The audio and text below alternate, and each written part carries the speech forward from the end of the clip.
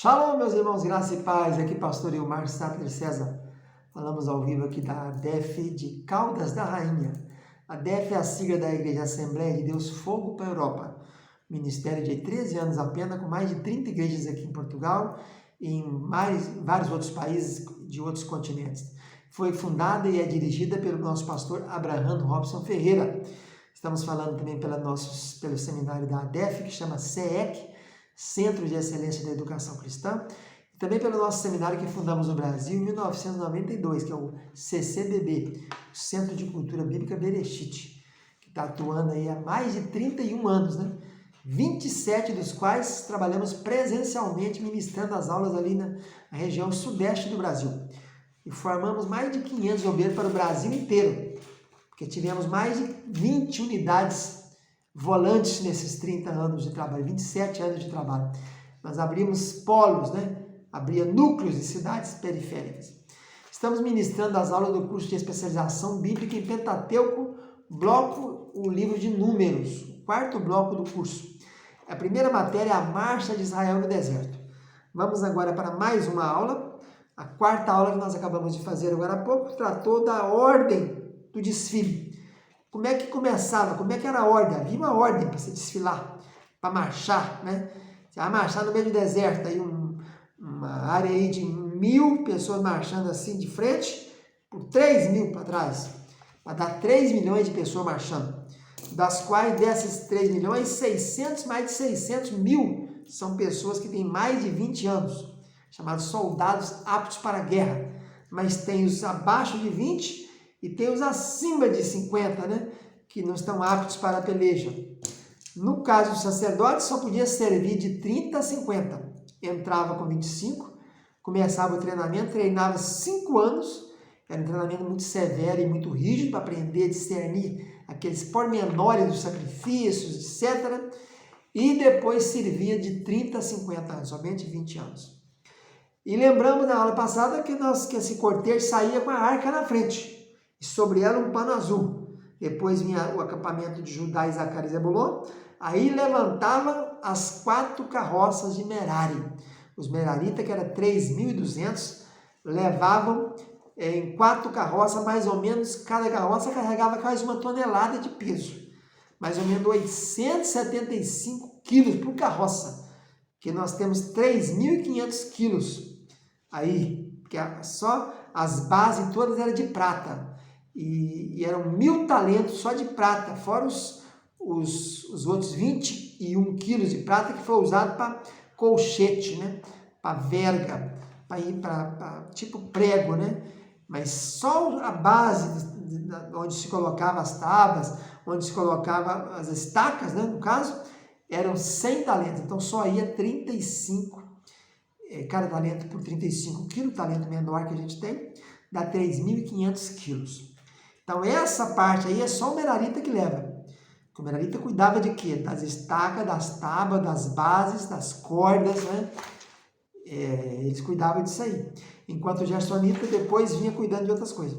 Então vai sair a carroça de Merari, já está tudo desarmado.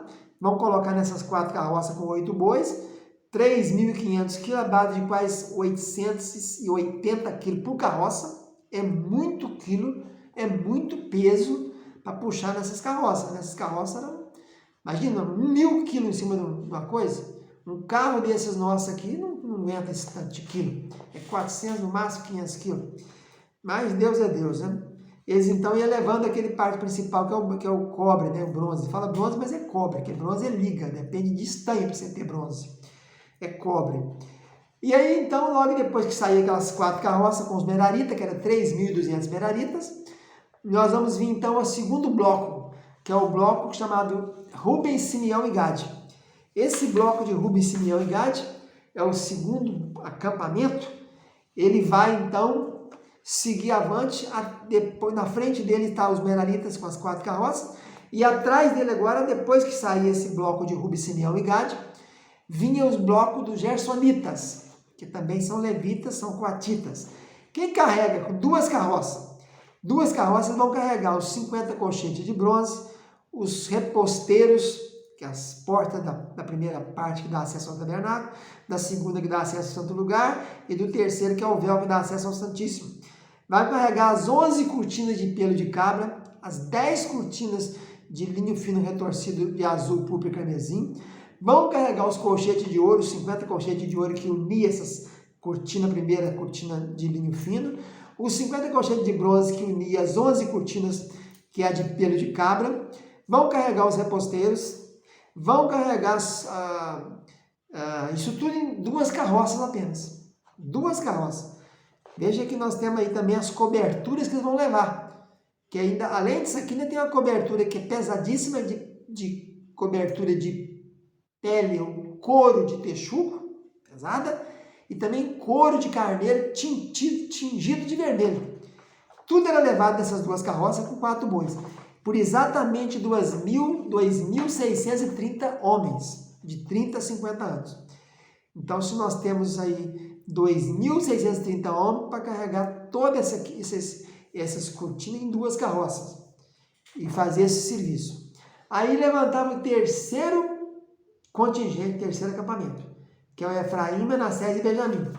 Esse terceiro bloco, Efraim, Manassés e Benjamim, partiu, né? E ele partindo logo depois vem o último bloco, que é o bloco dos finalmente, né? Que é o Dan, Aser e Naphtali. Então, Dan, Aser e Naphtali é o último bloco, a tribo de Naphtali é a tribo chamada da rabeira. Nós teremos uma matéria aqui só sobre Naphtali. E nós vamos aprender que essa tribo é a que anda por último. Por isso é uma das tribos que mais perdeu gente do primeiro para o segundo censo. Depois de mais ou menos 38 anos, é uma das tribos que mais perdeu gente. A primeira que mais perdeu pessoas foi Simeão. Simeão quase que acabou com ela. Foi metade do povo dela morreu. E, em segundo lugar, nós temos aí os naftalitas que perderam mais de 8.000 pessoas. E, geralmente, uma lição espiritual é que quem anda na rabeira é que são atacados, né? Na dianteira, você pega a frente. Você quer matar alguém, põe na dianteira. Davi colocou Urias, o Eteu, na frente para morrer. Porque o ataque primeiro você dá na frente, né? Principalmente arco e flecha bate na frente. Mas atrás tem os sorrateiros, porque quem fica para trás, geralmente? Está lá escrito em Deuteronômio, os fracos, cansados, desanimados. E o nome Naphtali, como última tribo no deserto, é profético, né? Que a palavra Naphtali quer dizer grandes lutas. É aquele tipo de gente que você encontra com eles, são sempre nas grandes lutas. Como é que você está, meu irmão? Está passando uma luta. Esse é o povo da rabeira, que fica só vendo obstáculo, vendo dificuldade. Sempre está reclamando. Então, este é a ordem do acampamento para marchar. Aí, quando a nuvem parava, a arca parava, vinha o primeiro bloco, Dan, Aser e Naphtali encostava no lado do leste. Aí, logo em seguida, chegava o pessoal de Merarita, montava a estrutura do tabernáculo, com as cordas, com as estacas, né, com as colunas, com as bases. E logo em seguida vinham os gersonitas, colocavam as cortinas e a coberta, grampeando com os grampos de bronze e bronze de ouro.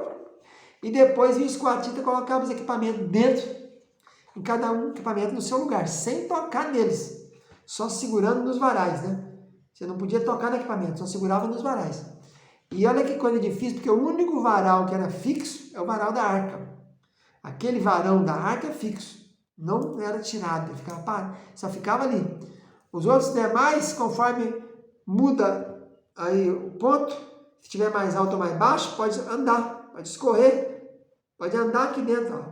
A arca não movimentava, porque era fixo. Mas a mesa com os pães da proposta, o candelabro, o altar de ouro, o altar de incenso, o altar de bronze, esses varais era tirado. Então podia andar para lá e para cá. Então tinha que haver um equilíbrio. Não podia colocar pessoa que estava carregando, tinha que ser do mesmo tamanho, mesma altura, que senão ficava assim, ó. Aí andava para um lado ou escorria para outro. Então é muito melindroso, meus irmãos. A coisa era muito melindrosa. Essa função dos coatitas é a função mais melindrosa que tinha. Foi falado várias vezes para que não morra nenhum dos coatitas.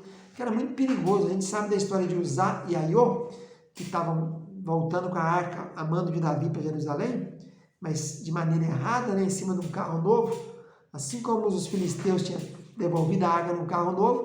Davi, não sei como, deixaram, né? Porque quem era encarregado de trazer o transporte da arca eram os coatitas, os levitas.